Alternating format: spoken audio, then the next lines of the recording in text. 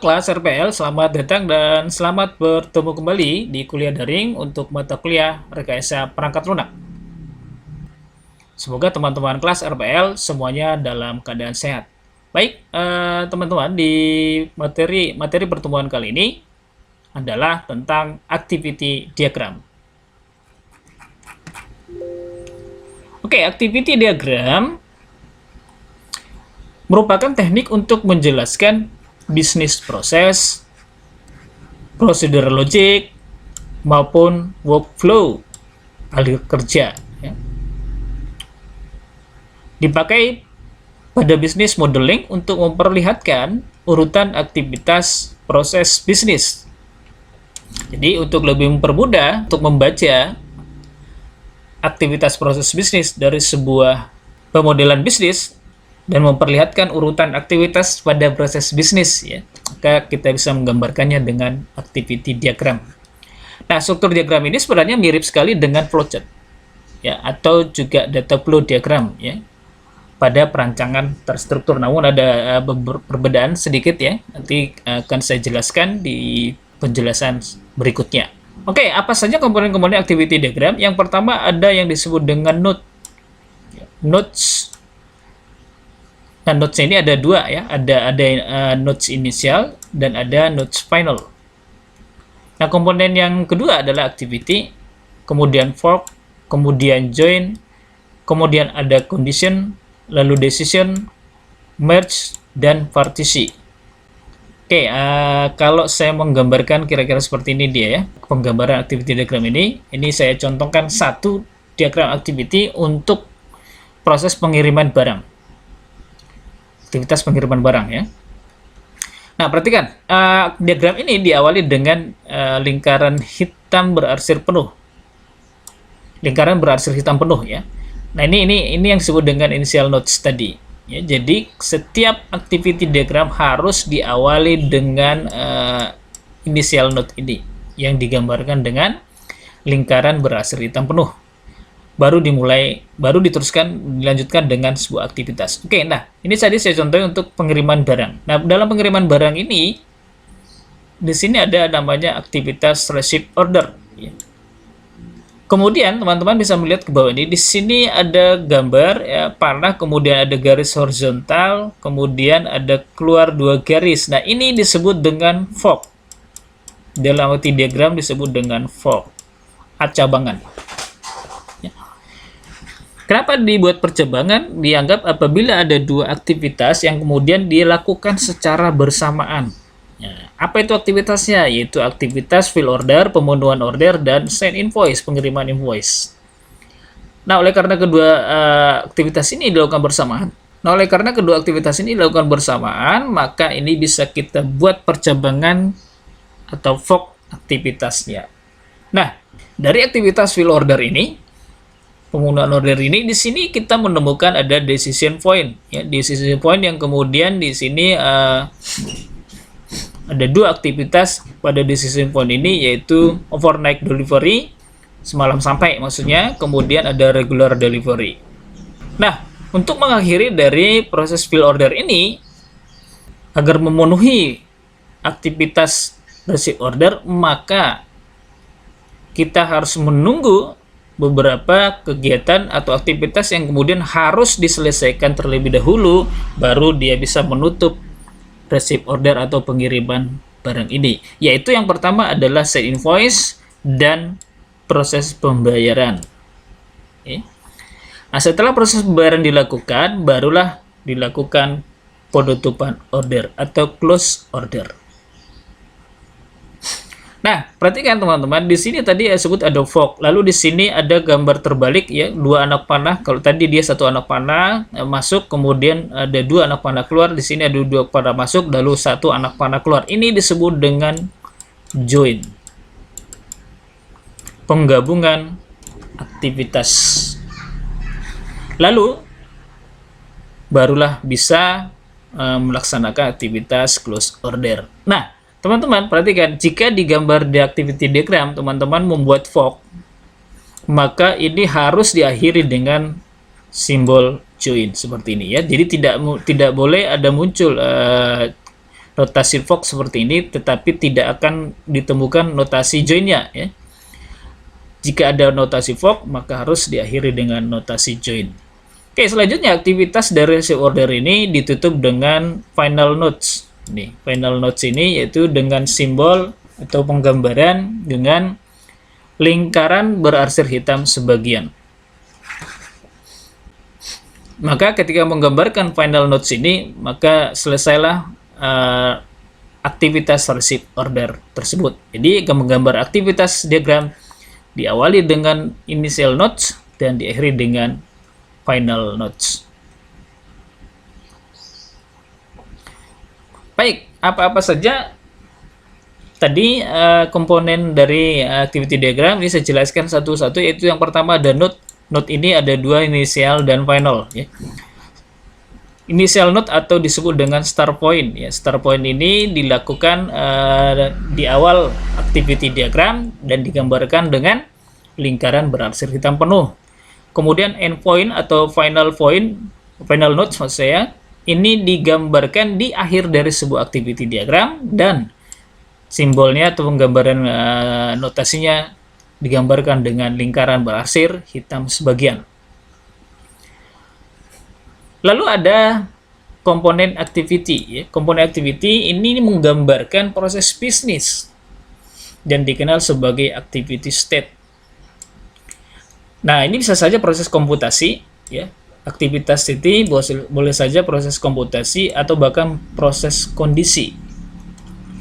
Nah, bisa berupa kata kerja dan juga ekspresi. Aktiviti yang bersifat atomik tidak dapat didekomposisi. Ini apa maksudnya? Nanti akan saya jelaskan di gambar berikutnya ya. Aktiviti yang bersifat atomik tidak dapat didekomposisi.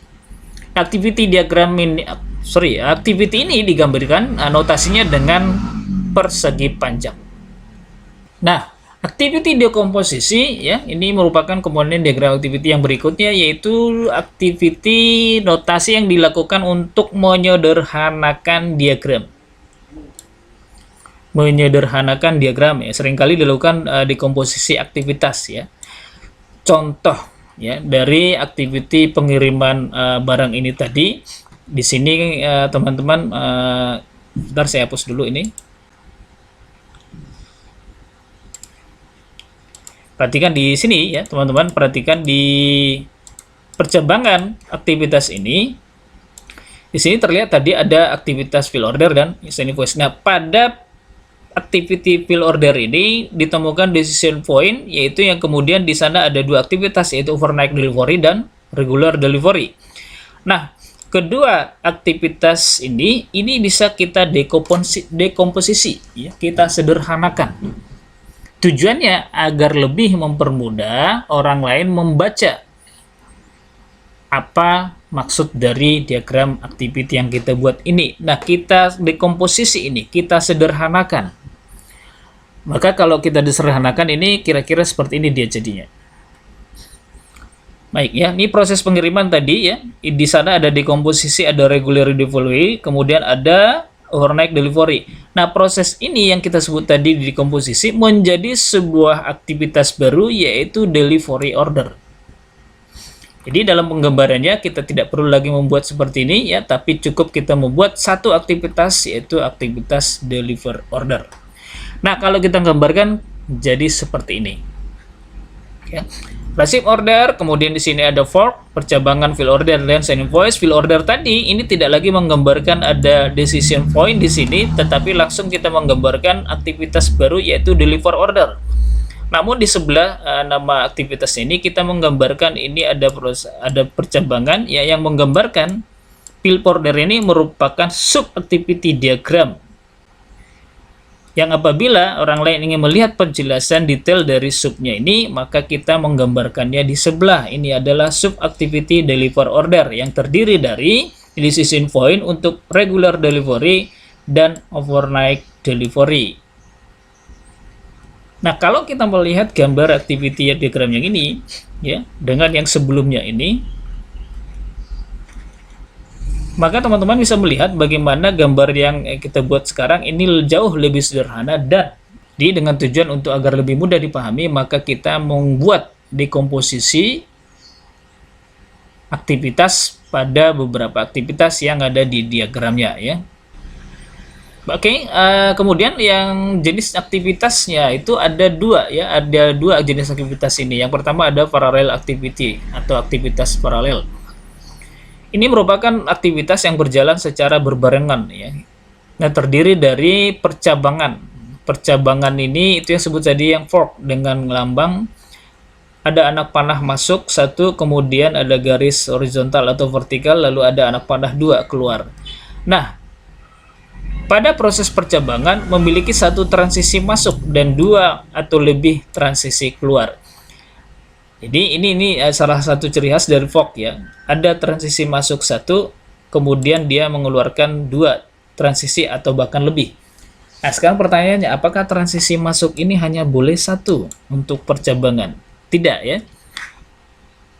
Transisi masuk boleh saja lebih dari satu. Maka kalau ada transisi masuk lebih dari satu, dia tidak langsung kita gambarkan seperti ini.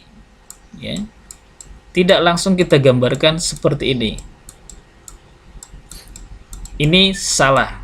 Tetapi dia harus digambarkan dulu, digabungkan dulu dengan menggunakan decision point. Jadi kalau ada lebih dari satu, ini saya anggap dua aktivitas masuk ya. Jika ada dua aktivitas masuk, maka ini harus digabungkan dulu dengan decision point seperti ini. Ini ada transisi masuk 2, 1, 2. Baru ini dihubungkan ke percabangannya.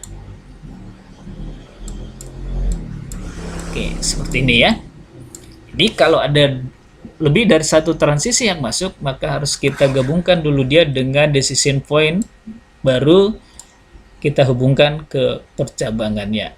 Jadi tidak boleh seperti ini ya, langsung dua transisi tadi masuk ke percabangan. Harus dihubungkan dulu dengan decision point. Oke. Jenis aktivitas yang berikutnya adalah join atau penggabungan. Penggabungan ini merupakan kebalikan dari percabangan tadi. Saya sebutkan di awal bahwa ketika ada fork, maka harus diakhiri dengan join. Ya. Join ini merupakan penggabungan dari activity yang kemudian dipecah oleh si fork tadi. Nah, kalau dalam fork tadi boleh lebih dari satu activity masuk dan boleh lebih dari satu activity keluar. Sedangkan untuk join, transisi masuk itu mungkin saja lebih dari satu ya. Silakan saja, boleh. Namun untuk transisi keluarnya dia hanya boleh satu. Ya, berbeda dengan fork tadi ya. Kemudian ketika ada fork maka harus di join. Jadi saya ulangi bahwa dalam diagram activity apabila ada penggambaran fork maka itu harus diakhiri dengan penggambaran join ya. Jika ada fork maka harus ada join. Nah, yang berikutnya adalah notasi transisi atau flow. Ketika sebuah aktivitas atau state sudah selesai, maka harus digambarkan dengan flow control atau transisi yang kemudian berganti ke aktivitas atau state berikutnya. Contoh seperti ini ya. Ada sebuah state select state, kemudian ada aktivitas commission architect. Jadi dia ada dua aktivitas. Nah, ketika aktivitas select site ini sudah selesai dilakukan, maka akan dilanjutkan ke state berikutnya, yaitu communication architect ini, yaitu yang dihubungkan dengan sebuah notasi flow atau transisi yang digambarkan dengan garis lurus ya, digambarkan dengan garis lurus dan anak panah. Ini dia contoh. Ketika sebuah aktivitas sudah selesai, maka berikutnya akan dilakukan aktivitas lain. Namun setelah sebuah aktivitas selesai, maka ada proses transisi, ya, ada proses transisi atau flow yang kemudian mengarahkan ke aktivitas yang lainnya. Nah, setelah aktivitas commission architect ini selesai, aktivitas apa lagi? Yaitu final notes, yaitu penutupan aktivitas. Nah, ini pun harus dihubungkan dengan transisi atau flow dari activity commission arsitek ini. Nah, yang berikutnya adalah komponen decision point ya, atau branching ya.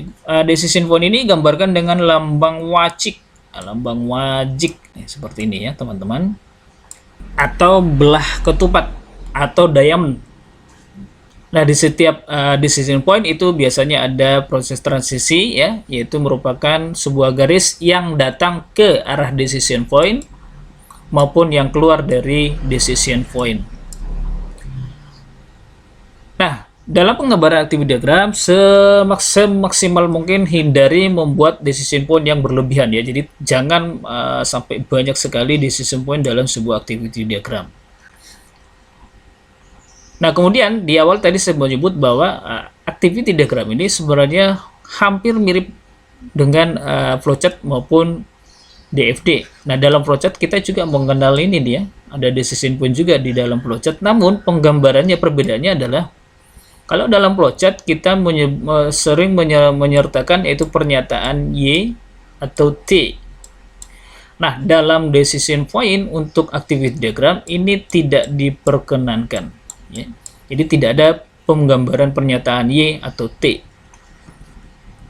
Namun di setiap outgoing node-nya, outgoing node ini maksudnya di arus flow-nya ini ya, kita boleh membuat sebuah ekspresi ya, atau yang kita sebut dengan God expression atau kondisi yang kemudian memperjelas aktivitas yang dilakukan di masing-masing transisi decision point ini.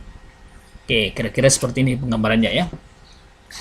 Ini ada sebuah activity diagram untuk release work order ya, penerimaan order. Lalu di dalam penerimaan order ini ada decision point ya, decision point untuk langsung mengerjakan atau mereschedule. Ya, langsung mengerjakan atau mereschedule. Nah, tadi sebut bahwa dalam penulisan diagram decision point kita boleh membuat pernyataan Y atau T di sini. Nah, apakah release work ini langsung dilaksanakan atau mereschedule? Nah, bagaimana kita melihat atau mengetahui kapan dilakukan reschedule ini dan kapan extension ini ya, pengerjaan penugasan langsung ini dilakukan tanpa ada pernyataan Y atau T tadi. Nah, itu yang disebut bahwa dalam activity diagram penggambaran decision point kita boleh menambahkan God ekspresi atau kondisi di atas transisi dari atau anak panah yang menuju ke aktivitas masing-masing ya.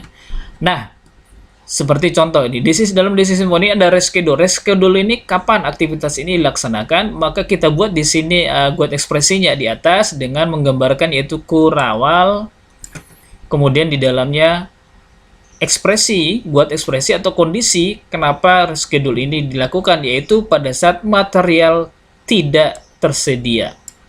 Ini buat ekspresinya. Nah, kemudian exchange ini dilaksanakan, kegiatan aktivitasnya dilaksanakan oleh karena apa? Oleh karena materialnya ready. Gambarkan kurawal, kemudian expression guardnya kita tuliskan di sini ya. Jadi bukan seperti di flowchart membuat pernyataan Y atau T, tapi kita langsung menuliskan kondisinya di atas dengan menuliskannya di dalam dua kurawal ya, buka kurung kurawal maksudnya. Forking dan joining. Forking dan joining ini saya perjelas kembali bahwa dalam penggambaran activity diagram ketika ada fork ya, ketika ada fork maka jangan lupa harus akan memunculkan nanti di bawah yaitu joining. Fork mampu menggambarkan aktivitas yang mungkin terjadi secara konkuren ya, dinotasikan dengan garis vertikal maupun horizontal. Nah, setelah semuanya selesai ya, setelah proses forking ini selesai, maka harus diakhiri dengan proses join. Setelah tadi ya. Jadi ketika ada fork di dalam diagram activity, maka juga harus ada join.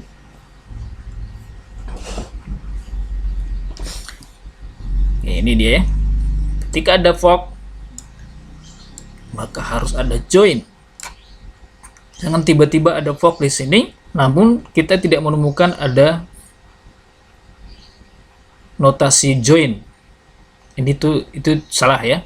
Jadi ingat bahwa ketika ada fork maka harus ada join. Komponen berikutnya dalam activity diagram adalah partisi. Activity diagram atau diagram aktivitas mampu menjelaskan apa yang terjadi. Mampu dia menjelaskan apa yang terjadi. Ini ya, kita bisa melihat di sini ya. Apa yang terjadi. Kita bisa melihat di sini penjelasannya. Namun tidak mampu memberikan informasi siapa melakukan apa. Kalau kita melihat diagram ini, kita nggak tahu nih receive order ini siapa yang melakukan. Fill order ini siapa yang melakukan. Di sini ada proses payment. Ini dalam proses payment ini apa yang dilakukan dan siapa yang melakukannya. Sampai pada penutupan order. Kita tidak tahu siapa yang melakukan. Nah, kemudian untuk lebih memperjelas ya agar kita lebih mudah memahami diagram activity, maka activity diagram itu harus kita gambarkan ya. Harus kita gambarkan dengan sebuah partisi yang dipartisi dengan metode swimlane atau node base. Jadi teman-teman boleh pilih mau menggunakan swimlane atau node base. Nah, kalau swimlane maka penggambaran diagram activity-nya kira-kira seperti kita buatkan dalam bentuk sebuah table. Ya, baris kolom di mana di paling atas ini kita buat baris untuk siapa ataupun apa yang terlibat dalam activities diagramnya. Nah, kalau saya contohkan dalam proses pengiriman barang, saya menemukan dari diagram ini bahwa ada 3 yang terlibat di dalam proses pengiriman itu, yaitu yang pertama adalah fulfillment admin, ya, admin atau entry data, kemudian ada customer service, kemudian ada finance atau bagian keuangan. Nah, kita mulai dari gambaran receive order-nya. Receive order ini siapa yang melakukan? Yang melakukan customer service ya, CS. Kemudian fill order ini dilakukan oleh siapa? Ini dilakukan oleh fulfillment. Demikian juga untuk delivery order, ini juga dilakukan oleh fulfillment. Jadi jelas ya siapa yang melakukan fill order ini dan delivery order ini. Kemudian send invoice ini dilakukan oleh siapa? Dilakukan oleh CS. Kemudian ada proses pembayaran. Proses pembayaran ini dilakukan oleh siapa? Oleh finance. Ya, bagian keuangan. Nah, baru kemudian setelah proses selesai, maka ada disebut di sini ada aktivitas close order. Nah, close order ini siapa yang melakukan? Yang melakukan CS. Nah, teman-teman bisa melihat dari penggambaran activity diagram dengan swimlane ini, kita bisa melihat jelas ya, lebih mudah memahami tentang aktivitas dalam pengiriman barang tadi. Bagaimana proses pengiriman tadi, kita bisa jelas melihatnya di dalam penggambaran dengan metode swimlane ini, karena kita tahu siapa yang melakukan apa. Nah, kemudian kalau kita menggambarkannya dengan metode node based, kira-kira seperti ini ya. Perbedaannya kita tidak perlu membuat tabel, tetapi kita bisa memperjelas pernyataan dari masing-masing aktivitas ini di atas notasi aktivitasnya. Misalnya receive order dilakukan oleh customer service, kita menuliskan di atas nama aktivitasnya ini. Fill order dilakukan oleh fulfillment, kita menuliskan fulfillment-nya di atas nama aktivitasnya. Demikian selanjutnya hingga close order ini dilakukan oleh customer service. Jadi customer service-nya kita bisa tuliskan di atas nama aktivitasnya. Nah, teman-teman bisa melihat kalau kita melihat penggambarannya, nah yang mana yang lebih mudah dipahami dan lebih sederhana. Nah, itu silakan teman-teman memilih ya. Memilih tipe yang mana untuk menggambarkan activity diagramnya. Intinya tujuannya adalah agar lebih mempermudah melihat proses atau aktivitas dari sebuah pengiriman barang tadi. Baik, teman-teman, saya akan mencontohkan sebuah diagram activity untuk pembuatan sebuah password. Perubahan sebuah password maksud saya. Oke, teman-teman, ini saya contohkan sebuah activity diagram untuk perubahan password ya, perubahan password sebuah akun secara umum ya, secara umum saja.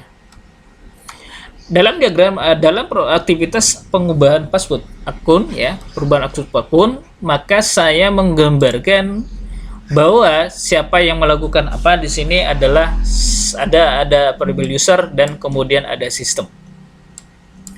Nah, diawali dengan initial node. Ini always ya, selalu bahwa aktivitas harus diawali dengan initial node, yaitu yang digambarkan dengan lingkaran berasal hitam penuh. Lalu dilanjutkan dengan aktivitas pertama, yaitu untuk proses mengubah password, maka si user harus terlebih dahulu memilih menu ubah password. Nah, setelah user melakukan pembelian menu ubah password, apa yang kemudian direspon oleh sistem, yaitu menampilkan halaman ubah password. Setelah sistem menampilkan halaman ubah password, kemudian user merespon dengan mengisi password lama, kemudian mengisikan password baru, lalu mengisikan konfirmasi password barunya. Nah, dengan aktivitas si user tadi, kemudian apa yang dilakukan atau aktivitas apa yang kemudian direspon oleh sistem? Maka sistem merespon dengan aktivitas, yaitu bahwa sistem akan memeriksa apakah password lama yang dimasukkan si user tadi cocok. Nah, jika terpenuhi dan jika tidak terpenuhi, maka di sini ada decision point. Decision point ini akan membuat transisi yang kemudian mengarahkan arus kerjanya itu kembali mengisi password lama, password baru, dan konfirmasi password jika tidak terpenuhi ya. Kemudian jika terpenuhi, maka sistem akan melanjutkan, yaitu memeriksa kecocokan password baru yang dimasukkan user dengan konfirmasi password barunya. Apabila cocok terkonfirmasi, maka akan dilanjutkan dengan aktivitas di mana sistem akan langsung merubah password sesuai dengan yang dientrikan oleh si user tadi. Dan jika tidak terpenuhi ya, maka akan kembali dilanjutkan dengan aktivitas, yaitu mengisi password lama, password baru, dan konfirmasi password di sini ya. Nah, ini kita bisa menuliskan di sini guide ekspresinya. Guide ekspresinya ini apa ini? Kapan ini dilaksanakan aktivitas mengisi password lagi ini setelah kemudian tadi sudah memeriksa kecocokan password baru dan password konfirmasi passwordnya? Maka kita boleh membuatkan di sini kondisinya ya. Jika password baru tidak sesuai dengan konfirmasi password barunya, maka dia akan ke sini, dia akan mengisikan kembali password baru ya. Nah, di sini decisionnya atau buat ekspresinya kita buat di sini. Mengubah password pada database ini sistem melakukannya apabila ekspresinya ya atau kondisinya di mana password baru sudah sesuai dengan konfirmasi password baru. Maka sistem akan melakukan pengubahan password pada database. Nah, setelah sistem melakukan pengubahan password pada database ini, maka respon apa yang kemudian diberikan kepada si user, yaitu user akan diberikan respon, yaitu menerima pesan bahwa password sudah berhasil dirubah. Maka aktivitas perubahan password itu diakhiri dengan final notes yang digambarkan dengan lingkaran berasal hitam sebagian. Baik kelas, demikian tadi penjelasan tentang activity diagram dengan komponen-komponennya, dengan notasi-notasi pada activity diagram, kemudian bagaimana cara membuat menggambarkan activity diagram dari sebuah aktivitas proses bisnis yang tujuannya adalah untuk lebih mempermudah kita memahami tentang sebuah proses bisnis ya, maupun procedural logic, bahkan arus kerja dari sebuah sistem. Oke, teman-teman, jika ada yang masih kurang jelas silakan ditanyakan pada aktivitas pertemuan kali ini. Jangan lupa ya, saya mengingatkan kembali untuk tugas ya, untuk tugas kelompoknya segera diselesaikan. Jangan menunggu sampai hari pengumpulan tugasnya ya. Agar lebih memberikan hasil yang lebih maksimal, maka silakan mendiskusikannya segera dengan kelompok masing-masing. Oke, teman-teman, kelas RPL, demikian materi dan pertemuan kita kali ini. Terima kasih sudah mengikuti perkuliahan kali ini. Sampai bertemu di pertemuan berikutnya dan salam sehat.